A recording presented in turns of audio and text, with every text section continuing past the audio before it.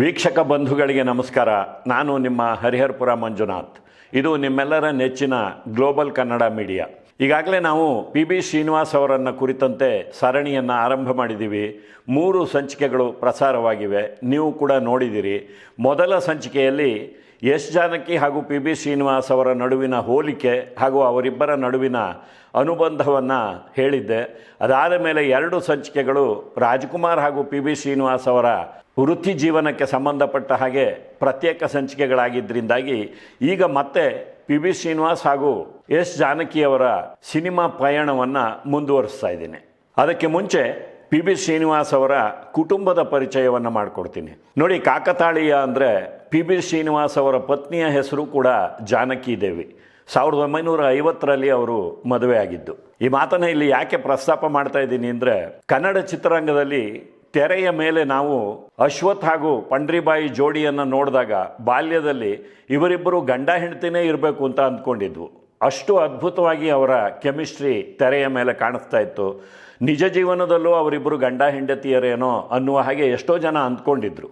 ಅದೇ ರೀತಿಯಲ್ಲಿ ಆ ಕಾಲಘಟ್ಟದ ಚಿತ್ರಗಳನ್ನು ನೋಡಿದ್ರೆ ಅಲ್ಲಿ ಪಿ ಶ್ರೀನಿವಾಸ್ ಹಾಗೂ ಎಸ್ ಜಾನಕಿಯವರ ಯುಗಳ ಗೀತೆಗಳನ್ನು ಕೇಳಿದ್ರೆ ನಿಜವಾದ ಪ್ರೇಮಿಗಳು ಹಾಡುವಷ್ಟೇ ಉತ್ಕಟತೆಯಿಂದ ಹಾಡುಗಳನ್ನು ಅವರು ಹಾಡಿದ್ದಾರೆ. ಹಾಗಾಗಿ ಅವು ಇವತ್ತಿಗೂ ಅಮರ ಗೀತೆಗಳಾಗಿ ಉಳಿದಿವೆ. ಪಿ ಶ್ರೀನಿವಾಸ್ ಅವರಿಗೆ 5 ಜನ ಮಕ್ಕಳು: ಫಣೀಂದ್ರ, ವಿಜಯರಾಘವನ್, ನಂದಕಿಶೋರ್ ಹಾಗೂ ರಾಜಗೋಪಾಲ್. ಕೊನೆಯವರು ಮಗಳು ಸಂಗೀತ. ವಾಸ್ತವವಾಗಿ 1 ವರ್ಷದ ಹಿಂದೆಯೇ ನಮಗೆ ನಮ್ಮ ವಾಹಿನಿಯ ಒಬ್ಬ ಹಿತಚಿಂತಕರಾದ ದೀಪಕ್ ಅವರು ಫಣೀಂದ್ರ ಅವರ ಒಂದು ಸಂಪರ್ಕ ಸಂಖ್ಯೆಯನ್ನು ಕೊಟ್ಟು ಅವರನ್ನು ಸಂದರ್ಶನ ಮಾಡಿ ಅಂತ ಕೇಳ್ಕೊಂಡಿದ್ರು. ನಾನು ಸಹ ಫಣೀಂದ್ರ ಅವರನ್ನು ಸಂಪರ್ಕ ಮಾಡಿದ್ದೆ. ಅವರು ಮದ್ರಾಸ್ನಲ್ಲೋ ಹೈದರಾಬಾದ್ನಲ್ಲೋ ಇದ್ದಾರೆ ಅಂತ ಕಾಣುತ್ತೆ. ಆಗಾಗ ನಾನು ಬೆಂಗಳೂರಿಗೆ ಬರ್ತಾ ಇರ್ತೀನಿ, ಬಂದಾಗ ಖಂಡಿತವಾಗಿಯೂ ಸಂಚಿಕೆಯನ್ನು ಮಾಡೋಣ ಅಂತ ಹೇಳಿದರು. ಆದರೆ ಅಷ್ಟು ಹೊತ್ತಿಗೆ ನಮ್ಮ ಸೋದರ ವಾಹಿನಿಯವರಾದ ರಘುರಾಮ್ ಸ್ಟುಡಿಯೋನ ರಘುರಾಮ್ ಅವರು ಅವರಿದ್ದಲ್ಲಿಗೆ ಹೋಗಿ ಅವರ ಒಂದು ಸಂದರ್ಶನವನ್ನು ಮಾಡಿ ಅದು ಪ್ರಸಾರವಾಗಿದ್ದರಿಂದಾಗಿ ಮತ್ತೆ ಪೈಪೋಟಿ ಬೇಡ ಅನ್ನುವ ಕಾರಣಕ್ಕಾಗಿ ನಾವು ಅವರನ್ನು ಸಂಪರ್ಕ ಮಾಡಿಲ್ಲ. ಆದರೆ ಮುಂದೊಂದು ದಿನ ಖಂಡಿತವಾಗಿಯೂ ಸಾಧ್ಯವಾದರೆ ಅವರ ಸಂದರ್ಶನವನ್ನು ನಾವು ಕೂಡ ಮಾಡ್ತೀವಿ. ಇಸವಿ 2005ರ ಆಸುಪಾಸಿನಲ್ಲಿ ನಾನು ರಾಜರಾಜೇಶ್ವರಿ ನಗರದಲ್ಲಿ ವಾಸವಿದ್ದೆ. ಅಲ್ಲಿ ನನ್ನ ಪತ್ನಿ ಲೀಲಾ ಮಂಜುನಾಥ್ ಸ್ವರ್ಗರಾಣಿ ಅನ್ನುವ ಒಂದು ಶಾಲೆಯಲ್ಲಿ ಅಧ್ಯಾಪಕಿಯಾಗಿ ಕೆಲಸ ಮಾಡ್ತಾಯಿದ್ಲು. ಆ ಶಾಲೆಯಲ್ಲಿ ಆಕೆಯ ವಿದ್ಯಾರ್ಥಿಯಾಗಿ ಶ್ರೀರಾಮ್ ಎನ್ನುವ ಒಬ್ಬ ಹುಡುಗ ಇದ್ದ. ಆತ ಬೇರೆ ಯಾರೂ ಅಲ್ಲ, ಪಿ ಶ್ರೀನಿವಾಸ್ ಅವರ ಮೊಮ್ಮಗ. ಅಂದರೆ ಪಿ ಶ್ರೀನಿವಾಸ್ ಅವರ ಮಗಳು ಸಂಗೀತ ಅವರ ಮಗ. ಸಂಗೀತ ಅವರ ಪತಿ ರಾಜರಾಜೇಶ್ವರಿ ನಗರದಲ್ಲೇ ಒಂದು ಸ್ಟೇಷನರಿ ಶಾಪನ್ನು ಇಟ್ಕೊಂಡಿದ್ರು. ಅಲ್ಲಿ ಅನೇಕ ಬಾರಿ ನಾವು ಪಿ ಶ್ರೀನಿವಾಸ್ ಅವರ ಮಗಳನ್ನು ಕೂಡ ನೋಡಿದ್ವಿ. ಆಕೆಯ ಮುಖವನ್ನು ನೋಡಿದ್ರೆ ಖಂಡಿತವಾಗಿಯೂ ವಿಚಾರಿಸಬೇಕಾಗೇ ಇಲ್ಲ, ಇವರು ಪಿ ಶ್ರೀನಿವಾಸ್ ಅವರ ಮಗಳು ಅಂತ ಹೇಳುವಷ್ಟರ ಮಟ್ಟಿಗೆ ತಂದೆ ಹಾಗೂ ಮಗಳಲ್ಲಿ ಹೋಲಿಕೆ ಇತ್ತು. ಪಿ ಶ್ರೀನಿವಾಸ್ ಅವರು ಹೇಗೆ ಕನ್ನಡದಲ್ಲಿ ರಾಜ್ಕುಮಾರ್ ಅವರು ಸೇರಿದಂತೆ ಬಹುತೇಕ ನಾಯಕ ನಟರಿಗೆ ಧ್ವನಿಯಾಗಿದ್ದರು, ಅದೇ ರೀತಿಯಲ್ಲಿ ಅದೇ ಕಾಲಘಟ್ಟದಲ್ಲಿ ಕನ್ನಡ ಚಿತ್ರರಂಗಕ್ಕೆ ಬಂದ ಜಾನಕಿಯವರು ಕೂಡ ಅವತ್ತಿನ ಅನೇಕ ನಾಯಕಿಯರಿಗೆ ಧ್ವನಿಯಾಗಿದ್ದರು. ಇನ್ನು ಕನ್ನಡ ಚಿತ್ರಗಳಲ್ಲಿ ಆ ಕಾಲಘಟ್ಟದಲ್ಲಿ ಅನೇಕ ಚಿತ್ರಗಳಲ್ಲಿ ಕನ್ನಡದ ಪ್ರಸಿದ್ಧ ಕವಿಗಳ ಗೀತೆಗಳನ್ನು ಅಳವಡಿಸಿಕೊಳ್ಳುವಂಥ ಒಂದು ಪರಿಪಾಠ ಇತ್ತು. ಬೇಂದ್ರೆ ಅವರು, KS ನರಸಿಂಹಸ್ವಾಮಿಯವರು, ಕುವೆಂಪು ಅವರು, ಗೋವಿಂದ ಪೈ ಅವರು, ಇವರೆಲ್ಲರ ಹಾಡುಗಳನ್ನು ಚಿತ್ರಗಳಲ್ಲಿ ಬಳಸುವ ಮೂಲಕ ಒಂದು ಸದಭಿರುಚಿಯನ್ನು ಅವತ್ತಿನ ಚಿತ್ರಮಂದಿ ಕಟ್ಟಿಕೊಟ್ಟಿದ್ದರು. ಆ ಒಂದು ಪರಂಪರೆಯನ್ನು ನೋಡಿದಾಗ ಕವಿಗೀತೆಗಳಿಗೆ ಜೀವ ತುಂಬ್ತಾ ಇದ್ದಂಥ ಕಲಾವಿದರು ಪಿ ಶ್ರೀನಿವಾಸ್ ಹಾಗೂ ಎಸ್ ಜಾನಕಿಯವರು. ಎಸ್ ಜಾನಕಿಯವರು ಸ್ತ್ರೀ ಕಂಠದಲ್ಲಿ ಅದೆಷ್ಟು ಕವಿ ಗೀತೆಗಳನ್ನು ಜನಪ್ರಿಯಗೊಳಿಸಿದಾರೋ ಅದೇ ರೀತಿಯಲ್ಲಿ ಪಿ ಶ್ರೀನಿವಾಸ್ ಅವರು ಕೂಡ ಕವಿ ಗೀತೆಗಳಿಗೆ ಜೀವವನ್ನು ತುಂಬಿದ್ದಾರೆ. ಎಸ್ ಜಾನಕಿಯವರು ನಮ್ಮನ್ನು ಅಗಲಿದಾಗ ನಾವು ಒಂದು ಶ್ರದ್ಧಾಂಜಲಿ ಸಂಚಿಕೆಯನ್ನು ಪ್ರಸಾರ ಮಾಡಿದ್ವು. ಅಲ್ಲಿ ಪುರುಷ ಹಾಗೂ ಸ್ತ್ರೀ ಕಂಠದಲ್ಲಿ ಒಂದೇ ಹಾಡು ಚಿತ್ರದಲ್ಲಿ ಬಳಕೆಯಾದಾಗ ಸಾಮಾನ್ಯವಾಗಿ ಹೋಲಿಕೆ ಮಾಡ್ತಾರೆ ಪ್ರೇಕ್ಷಕರು. ಅಂಥ ಹೋಲಿಕೆಯಲ್ಲಿ ಯಾವತ್ತೂ ಎಸ್ ಜಾನಕಿಯವರು ಸೋತಿಲ್ಲ ಅನ್ನುವ ಅಂಶವನ್ನು ಹೇಳಿದ್ದೆ. ಅದು ಗೆಜ್ಜೆ ಪೂಜೆ ಚಿತ್ರದ ಪಂಚಮವೇದ ಹಾಡಿರಬಹುದು, ಅಥವಾ ಸಂಧ್ಯಾರಾಗ ಚಿತ್ರದ ನಂಬಿದೆ ನಿನ್ನ ನಾದ ದೇವತೆಯೇ ಹಾಡಿರಬಹುದು. ಹೀಗೆ ಕೆಲವು ಹಾಡುಗಳನ್ನು ಮಾತ್ರ ನಾನು ಅಲ್ಲಿ ಹೆಸರಿಸಿದ್ದೆ. ನೋಡಿ, ಮಂತ್ರಾಲಯ ಮಹಾತ್ಮೆ ಚಿತ್ರದಲ್ಲಿ ರಾಘವೇಂದ್ರ ಸ್ವಾಮಿಗಳು ಭಗವಂತನ ಎದುರಿಗೆ ನಿಂತು ಇಂದು ಎನಗೆ ಗೋವಿಂದ ಹಾಡನ್ನು ಹಾಡ್ತಾರೆ. ಅಲ್ಲಿ ರಾಜ್ಕುಮಾರ್ ಅವರ ತಾದಾತ್ಮ್ಯತೆಯ ಒಂದು ಅಭಿನಯ, ಜೊತೆಗೆ ಪಿ ಬಿ ಶ್ರೀನಿವಾಸ್ ಅವರ ಆ ಒಂದು ಮೆಚ್ಯೂರ್ಡ್ ಕಂಠ ಅದೆಷ್ಟು ಚೆನ್ನಾಗಿ ಹೊಂದಾಣಿಕೆ ಆಗಿದೆ ಅಂದರೆ ಇವತ್ತಿಗೂ ಅದೊಂದು ಅಮರ ಗೀತೆಯಾಗಿ ಉಳಿದಿದೆ. ಎಷ್ಟೋ ವರ್ಷಗಳ ನಂತರ ರಾಜನ್ ನಾಗೇಂದ್ರ ಅವರು ಮತ್ತೊಮ್ಮೆ ಅದೇ ಹಾಡನ್ನು ಎರಡು ಕನಸು ಚಿತ್ರದಲ್ಲಿ ಕಲ್ಪನಾ ಅವರ ಮೇಲೆ ಚಿತ್ರೀಕರಣ ಮಾಡಿದಾಗ ಎಸ್ ಜಾನಕಿ ಅವರಿಂದ ಹಾಡಿಸ್ತಾರೆ.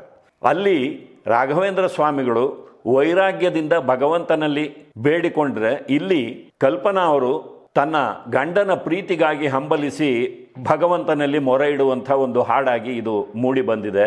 ನೀವು ಎರಡೂ ಹಾಡುಗಳನ್ನು ಕೇಳಿದ್ರೆ ಮೂಲ ಮಂತ್ರಾಲಯ ಮಹಾತ್ಮೆ ಚಿತ್ರದಲ್ಲಿ ಪಿ ಬಿ ಶ್ರೀನಿವಾಸ್ ಅವರು ಎಷ್ಟು ಉತ್ಕಟತೆಯಿಂದ ಈ ಹಾಡನ್ನು ಹಾಡಿದಾರೋ ಅಷ್ಟೇ ಅದ್ಭುತವಾಗಿ ಎಸ್ ಜಾನಕಿಯವರು ಕೂಡ ಹಾಡಿದ್ದಾರೆ. ನೋಡಿ, ಶ್ರೀನಾಥ್ ಅವರು ರಾಘವೇಂದ್ರ ಸ್ವಾಮಿಗಳ ಪಾತ್ರವನ್ನು ಮಾಡಿದ ಚಿತ್ರ ರಾಘವೇಂದ್ರ ವೈಭವ. ಆ ಚಿತ್ರದಲ್ಲೂ ಸಹ ಈ ಹಾಡು ಬಳಕೆಯಾಗಿದೆ. ಅಲ್ಲಿ ದಿಗ್ಗಜ ಕಲಾವಿದರಾದಂಥ ಎಂ ಬಾಲಮುರಳಿ ಕೃಷ್ಣ ಅವರು ಈ ಹಾಡನ್ನು ಹಾಡಿದ್ದಾರೆ. ಆದರೆ ಅವರು ಹಾಡಿರುವ ಗೀತೆಗಿಂತ ಪಿ ಬಿ ಶ್ರೀನಿವಾಸ್ ಹಾಗೂ ಎಸ್ ಜಾನಕಿ ಅವರು ಹಾಡಿರುವ ಗೀತೆಗಳು ಹೆಚ್ಚು ಜನಪ್ರಿಯವಾಗಿವೆ. ಇನ್ನು ಗಾಯಕರು ತೆರೆಯ ಮೇಲೆ ಕಾಣಿಸಿಕೊಳ್ಳುವ ವಿಚಾರಕ್ಕೆ ಬಂದರೆ, ಎಸ್ ಜಾನಕಿ ಅವರನ್ನು ಹಿಂದೆ ಯಾರೋ ಒಬ್ಬ ನಿರ್ದೇಶಕರು ಕೇಳಿದ್ರಂತೆ, ನಿಮ್ಮನ್ನು ಗಾಯಕಿಯಾಗಿಯೇ ತೋರಿಸ್ತೀವಿ, ನಮ್ಮ ಚಿತ್ರದಲ್ಲಿ ನೀವು ಅಭಿನಯ ಮಾಡಿ ಅಂತ. ಆದರೆ ಜಾನಕಿ ಅವರು ಅದಕ್ಕೆ ಒಪ್ಪಿರಲಿಲ್ಲ. ಮುಂದೆ 96 ಎನ್ನುವ ಒಂದು ಸಿನಿಮಾ ತೆರೆಗೆ ಬರುತ್ತೆ. ಆ ಸಿನಿಮಾದಲ್ಲಿ ಜಾನಕಿಯವರು ತಾವಾಗಿಯೇ ಕಾಣಿಸಿಕೊಳ್ತಾರೆ. ಆದರೆ ಚಿತ್ರ ಬಿಡುಗಡೆಯಾದಾಗ ಆ ದೃಶ್ಯಕ್ಕೆ ಕತ್ತರಿ ಪ್ರಯೋಗ ಆಗಿತ್ತು. ಪಿ ಬಿ ಶ್ರೀನಿವಾಸ್ ಅವರ ವಿಚಾರಕ್ಕೆ ಬಂದರೆ, ಅವರು KSL ಸ್ವಾಮಿಯವರ 3 ಚಿತ್ರಗಳಲ್ಲಿ ತೆರೆಯ ಮೇಲೆ ಕಾಣಿಸಿಕೊಂಡಿದ್ದಾರೆ. ಮೊದಲನೆಯದು ಅರಿಶಿನ ಕುಂಕುಮ ಚಿತ್ರ. ಆ ಚಿತ್ರದಲ್ಲಿ ಬೇಂದ್ರೆಯವರ ಒಂದು ಅದ್ಭುತ ಗೀತೆ ಇಳಿದು ಬಾ ತಾಯಿ, ಗಂಗಾವತರಣದ ಗೀತೆಯನ್ನು ಪಿ ಬಿ ಶ್ರೀನಿವಾಸ್ ಅವರು ಒಂದು ನೃತ್ಯ ನಾಟಕಕ್ಕಾಗಿ ಹಾಡ್ತಾರೆ. ಅವರೇ ತೆರೆಯ ಮೇಲೆ ಕಾಣಿಸಿಕೊಳ್ತಾರೆ. ಆಗ ಅವರು ಪ್ಯಾಂಟು ಶರ್ಟು ಹಾಗೂ ಒಂದು ಫರ್ ಕ್ಯಾಪನ್ನು ಧರಿಸಿರ್ತಾರೆ. ಅದಕ್ಕೂ ಮುನ್ನ KSL ಸ್ವಾಮಿಯವರೇ ತೆರೆಗೆ ತಂದ ತೂಗುದೀಪ ಚಿತ್ರದಲ್ಲಿ, ಅಲ್ಲಿಯೂ ಸಹ ಒಂದು ಗೀತೆಯಲ್ಲಿ ಪಿ ಬಿ ಶ್ರೀನಿವಾಸ್ ಅವರು ತೆರೆಯ ಮೇಲೆ ಕಾಣಿಸ್ಕೊಳ್ತಾರೆ. ಈ 2 ಚಿತ್ರಗಳಾದ ಮೇಲೆ ವಿಷ್ಣುವರ್ಧನ್ ಹಾಗೂ ಭಾರತಿಯವರು ನಾಯಕ ನಾಯಕಿಯರಾಗಿ ಅಭಿನಯಿಸಿದ್ದ ಒಂದು ವಿಶಿಷ್ಟವಾದ ಚಿತ್ರ ಭಾಗ್ಯಜ್ಯೋತಿ. ಆ ಚಿತ್ರದಲ್ಲಿ ಪಿ ಬಿ ಶ್ರೀನಿವಾಸ್ ಅವರೇ ಒಂದು ಸಂಸ್ಕೃತ ಗೀತೆಯನ್ನು ಬರೀತಾರೆ. 7 ನಿಮಿಷ 21 ಸೆಕೆಂಡುಗಳ ಒಂದು ಅದ್ಭುತವಾದ ಹಾಡು ದಿವ್ಯ ಗಗನ ವನವಾಸಿನಿ. ಆ ಹಾಡನ್ನು ವಿಕ್ರಮೋರ್ವಶೀಯ ಎನ್ನುವ ಒಂದು ನಾಟಕದ ಪ್ರಸಂಗದಲ್ಲಿ ವಿಷ್ಣುವರ್ಧನ್ ಹಾಗೂ ಭಾರತಿಯವರ ಮೇಲೆ ಚಿತ್ರೀಕರಣವನ್ನು ಮಾಡಲಾಗಿದೆ. ಅಲ್ಲಿ ಕೂಡ ಆ ಒಂದು ನೃತ್ಯ ನಾಟಕವನ್ನು ನೋಡೋದಕ್ಕೆ ಪ್ರೇಕ್ಷಕರನ್ನೂ ತೋರಿಸ್ತಾರೆ. ಜೊತೆಯಲ್ಲಿ ಆ ಹಾಡಿಗೆ ರಾಗ ಸಂಯೋಜನೆ ಮಾಡಿರುವಂಥ ವಿಜಯ ಭಾಸ್ಕರ್ ಅವರು ಹಾಗೂ ಪಿ ಬಿ ಶ್ರೀನಿವಾಸ್ ಅವರು ಕೂಡ ತೆರೆಯ ಮೇಲೆ ಕಾಣಿಸ್ಕೊಳ್ತಾರೆ.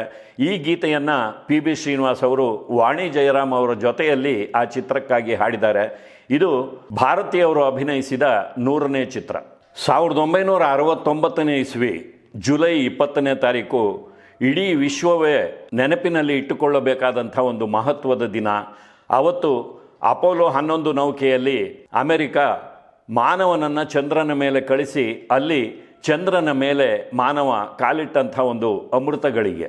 ಹಾಗೆ ಚಂದ್ರನ ಮೇಲೆ ಪಾದಾರ್ಪಣೆ ಮಾಡಿದ ಮೊದಲ ವ್ಯಕ್ತಿ ನೀಲ್ ಆರ್ಮ್ಸ್ಟ್ರಾಂಗ್ ಅವರು. ನೋಡಿ, ಈ ಒಂದು ಸಂದರ್ಭವನ್ನು ಅನೇಕರು ಬೇರೆ ಬೇರೆ ರೀತಿಯಲ್ಲಿ ಸಂಭ್ರಮದಿಂದ ಆಚರಿಸಿದರೆ, ಪಿ ಬಿ ಶ್ರೀನಿವಾಸ್ ಅವರು ಮ್ಯಾನ್ ಟು ಮೂನ್ ಎನ್ನುವ ಒಂದು ಗೀತೆಯನ್ನು ರಚನೆ ಮಾಡ್ತಾರೆ. ಇಂಗ್ಲೀಷ್ನಲ್ಲಿ ರಚನೆ ಮಾಡ್ತಾರೆ. ಜೊತೆಗೆ ಅದಕ್ಕೆ ಬೇರೆಯವರಿಂದ ಸಂಗೀತ ನಿರ್ದೇಶನವನ್ನು ಮಾಡಿಸಿ ತಾವೇ ಅದನ್ನು ಹಾಡ್ತಾರೆ. ಕೊಲಂಬಿಯಾ ಕಂಪನಿಯವರು ಅದನ್ನು ಲಿಮಿಟೆಡ್ ಎಡಿಷನ್ ಆಗಿ ಒಂದು EP ಆಗಿ ಹೊರತರ್ತಾರೆ. ಅಂದರೆ ಗ್ರಾಮೋಫೋನ್ನಲ್ಲಿ ಬಳಸುವಂಥ ರೆಕಾರ್ಡ್ ರೂಪದಲ್ಲಿ ಹೊರತರ್ತಾರೆ. ಅದಾದ ಮೇಲೆ ಮೂನ್ ಟು ಗಾಡ್ ಎನ್ನುವ ಮತ್ತೊಂದು ಇಂಗ್ಲೀಷ್ ಗೀತೆಯನ್ನು ಪಿ ಬಿ ಶ್ರೀನಿವಾಸ್ ಅವರು ರಚನೆ ಮಾಡಿ ಅದನ್ನು ಎಸ್ ಜಾನಕಿ ಅವರ ಜೊತೆಯಲ್ಲಿ ಹಾಡ್ತಾರೆ. ಈ 2 ಗೀತೆಗಳ EPಗಳನ್ನು ಪಿ ಬಿ ಶ್ರೀನಿವಾಸ್ ಅವರು ಅಮೆರಿಕಾದ ಅವತ್ತಿನ ಅಧ್ಯಕ್ಷರಾದಂಥ ರಿಚರ್ಡ್ ನಿಕ್ಸನ್ ಅವರು ಹಾಗೂ ಮೊದಲ ಬಾರಿ ಚಂದ್ರನ ಮೇಲೆ ಕಾಲಿಟ್ಟ ನೀಲ್ ಆರ್ಮ್ಸ್ಟ್ರಾಂಗ್ ಇಬ್ಬರಿಗೂ ಕಳಿಸಿಕೊಡ್ತಾರೆ. ಅವರ ಈ ಸಾಧನೆಯನ್ನು ಮೆಚ್ಚಿ ಆ ಇಬ್ಬರು ಸಹೃದಯರು ಅವರಿಗೆ ಒಂದು ಮೆಚ್ಚುಗೆಯ ಪತ್ರವನ್ನು ಕೂಡ ಕಳಿಸಿಕೊಡ್ತಾರೆ. ಅಂದರೆ ನಾನು ಹಿಂದಿನ ಸಂಚಿಕೆಗಳಲ್ಲೇ ಹೇಳಿದ ಹಾಗೆ ಪಿ ಬಿ ಶ್ರೀನಿವಾಸ್ ಅವರನ್ನು ಯಾವುದಾದ್ರೂ ಒಂದು ಸಮಾರಂಭಕ್ಕೆ ಕರೆದರೆ ಅವರು ಅಲ್ಲಿ ಹೋಗಿ ಭಾಷಣವನ್ನು ಕುಟ್ತಾ ಇರಲಿಲ್ಲ. ಅದರ ಬದಲಿಗೆ ಆ ಒಂದು ಸನ್ನಿವೇಶಕ್ಕೆ ತಕ್ಕಂತೆ ಅಥವಾ ಅವತ್ತು ಗೌರವಾರ್ಪಣೆ ಮಾಡ್ತಾ ಇರುವಂಥ ವ್ಯಕ್ತಿಗಳಿಗೆ ಸೂಕ್ತವಾಗುವಂಥ ಒಂದು ಕವನವನ್ನು ಬರಿತಾ ಇದ್ರು, ಪದ್ಯವನ್ನು ಬರಿತಾ ಇದ್ರು, ಹಾಡನ್ನು ಬರಿತಾ ಇದ್ರು, ಅದನ್ನು ಅಲ್ಲಿ ಓದ್ತಾ ಇದ್ರು ಅಥವಾ ಹಾಡ್ತಾ ಇದ್ರು ಅಂತ ಹೇಳಿದ್ದೆ. ನೋಡಿ, ವಿಶ್ವವೇ ತಲೆ ಎತ್ತಿ ಹೆಮ್ಮೆಯಿಂದ ಬೀಗುವಂಥ ಒಂದು ಸಾಧನೆಯನ್ನು ಮಾನವ ಮಾಡಿದಾಗ ಅದು ನಡೆದದ್ದು ಎಲ್ಲೋ ದೂರದ ಅಮೆರಿಕಾದಲ್ಲಿ. ನಮಗೂ ಅದಕ್ಕೂ ಸಂಬಂಧ ಇಲ್ಲ ಅಂತ ಪಿ ಬಿ ಶ್ರೀನಿವಾಸ್ ಅವರು ಸುಮ್ಮನೆ ಇರಲಿಲ್ಲ. ಇಂಗ್ಲೀಷಿನಲ್ಲಿ ಒಂದು ಅದ್ಭುತವಾದ ಗೀತೆಯನ್ನು ಬರೀತಾರೆ, ಅದನ್ನು ಗ್ರಾಮೋಫೋನ್ ರೆಕಾರ್ಡ್ ಮೂಲಕ ದಾಖಲಿಸಿ ಇಡ್ತಾರೆ. ಇವತ್ತು ನೀವು ಯೂಟ್ಯೂಬ್ನಲ್ಲಿ ಆ ಹಾಡುಗಳನ್ನು ಕೇಳಬಹುದು. ಅಂದರೆ ಸಿನಿಮಾ ಮಂದಿ ಪ್ರತಿಯೊಂದನ್ನು ವ್ಯಾಪಾರಿ ದೃಷ್ಟಿಯಿಂದಲೇ ನೋಡ್ತಾರೆ ಅಥವಾ ಹಣ ಸಂಪಾದನೆಗಾಗಿ ಮಾತ್ರ ನೋಡ್ತಾರೆ ಅನ್ನುವಂಥ ಪರಿಸ್ಥಿತಿ ಇವತ್ತಿದೆ. ಆದರೆ ಆವತ್ತಿನ ಕಾಲದಲ್ಲಿ ಸಿನಿಮಾ ಮಂದಿ, ಅವರು ನಿರ್ಮಾಪಕ ನಿರ್ದೇಶಕರಿರಬಹುದು ಅಥವಾ ತಂತ್ರಜ್ಞರಿರಬಹುದು, ನಟರಿರಬಹುದು, ಹಾಡುಗಾರರಿರಬಹುದು, ಸಮಾಜದ ಒಂದು ಔನ್ನತ್ಯಕ್ಕಾಗಿ ತಮ್ಮ ಒಂದು ಪ್ರತಿಭೆಯನ್ನು ಕೊಂಚ ಮಟ್ಟಿಗಾದರೂ ಮೀಸಲಿಡುವಂಥ ಒಂದು ಪ್ರಯತ್ನವನ್ನು ಮಾಡ್ತಾಯಿದ್ರು. ಅಂಥವರಿಗೆ ಮಾರ್ಗದರ್ಶಕರಾಗಿ ಇವತ್ತಿಗೂ ನಾವು ಪಿ ಬಿ ಶ್ರೀನಿವಾಸ್ ಅವರನ್ನು ನೆನೆಸಿಕೊಳ್ಳಬಹುದು. ಪಿ ಬಿ ಶ್ರೀನಿವಾಸ್ ಅವರ 4 ಜನ ಮಕ್ಕಳಲ್ಲಿ ಬಹುತೇಕರು ಚಾರ್ಟರ್ಡ್ ಅಕೌಂಟೆಂಟ್ಸ್ ಆಗಿ ಬೇರೆ ಬೇರೆ ಉದ್ಯೋಗಗಳನ್ನು ಮಾಡ್ತಾ ಇದ್ದಾರೆ. ಒಬ್ಬಿಬ್ಬರು ಮಾತ್ರ ಆಗಾಗ ತಮ್ಮ ತಂದೆಯ ಹಾಡನ್ನು ಯಾವುದಾದರೂ ಸಮಾರಂಭದಲ್ಲಿ ಹಾಡುವಂಥ ಪರಿಪಾಠವನ್ನು ಇಟ್ಕೊಂಡಿದ್ದಾರೆ ಅನ್ನುವಂಥ ಮಾಹಿತಿ ಇದೆ.